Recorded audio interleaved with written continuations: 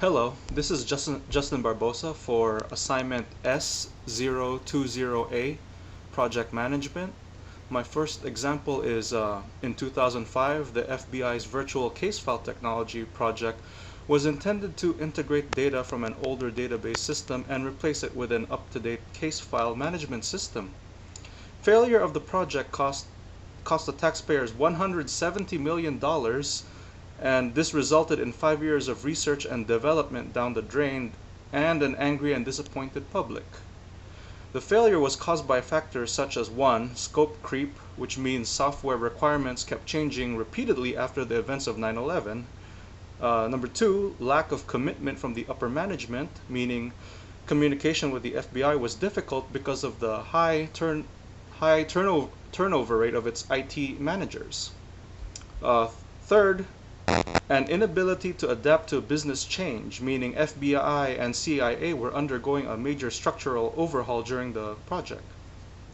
Example 2, in 1993, the Oregon Department of Motor Vehicles, they had a project that was intended to computerize its paper-based records.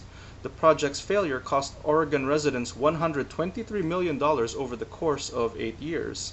Its original projected cost was $50 million. The failure resulted in the creation of a system that created longer lines at local DMV centers and the subsequent firing of the DMV officials who oversaw the project.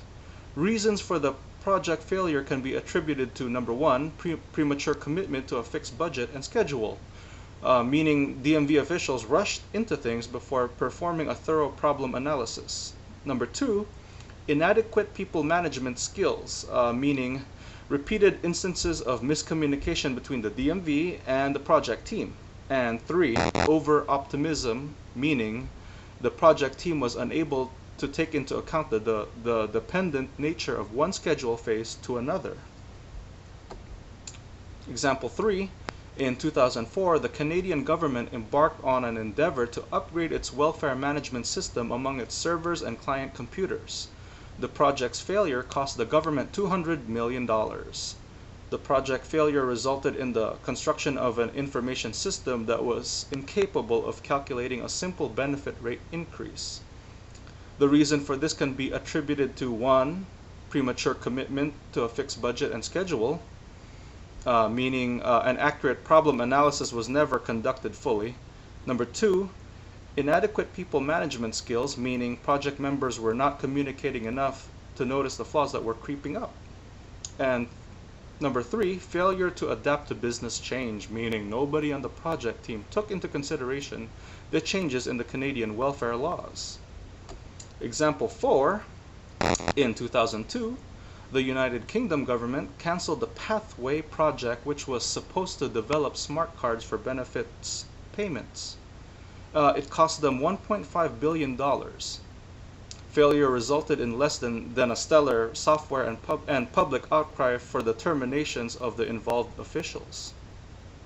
Reasons for this can be attributed to inadequate people management skills, meaning nobody seemed to know who was in charge. Example 5, in 2004, the company called Avis canceled the PeopleSoft project, which was supposed to establish a community jobs message board. It cost them up to $45 million, and the failure resulted in their IT restructuring to slow down. The reasons for this can be attributed to a lack of an organization's commitment to the system development methodology. This means the supervisors had bungled the system's design and implementation phase. Example 6, in 2005, Toyota issued a recall on several of their hybrid cars due to software problems. This was in Japan. It cost the company up to $3 billion. Failure resulted in Toyota's credibility to be compromised for that entire year. Reasons for this can be attributed to feature creep. This means car designers kept adding or altering mechanical features. Example 7, in 2006, Australia canceled its Sea Sprite helicopter project. It cost them $1 billion over a 9-year period due to software problems. failure resulted in the Liberal Party to be replaced by the Labour Party in 2007. Reasons for this can be attributed to feature creep, meaning continuous changes to mechanical features hurt the project severely. Example 8, in 2008, the IRS project on taxpayer compliance was reported as a failure to Congress. It cost the federal government $50 billion over a course of 10 years. Failure resulted in low-income taxpayers experiencing 2 to 4 weeks for their refunds. Reasons for this can be attributed to failure to adapt to business change, meaning the tax code was continuously rewritten on an annual basis. Example 9, in 2005, the UK Inland Revenue, the British version of the IRS, reported their computational system had suffered from software errors. It cost the UK government $3.5 billion. Failure resulted in households overpaying taxes during 2003 and 2004.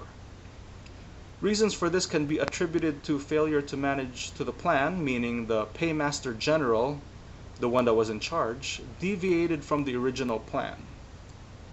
Example 10, in 2005, the British food retailer J. Sainsbury pulled the plug on their automated supply chain management system. It cost the company $526 million total. Failure resulted in merchandise being stuck in the company's depots and warehouses and was not getting through to many of its stores. Reasons for this can be attributed to poor estimating techniques, meaning the initial cost estimate was way off the mark since it was only $10 million to begin with. For question E, my answer was the most common cause of project failure among these 10 examples are number 1, failure to adapt to business change, number 2, inadequate people management skills, and number 3, premature commitment to a fixed budget and schedule. For F, I believe examples 2 and 3 could have been avoided outright if the client and project team had meticulously defined the problems and requirements before making any commitments to a budget and schedule. I believe that locating and identifying the problem is the first step before doing anything. It's just like the motto, what good is speed without accuracy? A person can be the fastest runner in the world, but if he doesn't know where he's going, then what's the point at all? And for G, the most important lessons one can learn from all of these examples is number 1, to be meticulous with the details, no matter how small. Number 2, to be fully aware of any and all changes within the business environment. And number 3, to be dedicated to maintaining excellent communications among and between the client and project members. And that is my assignment. Thank you.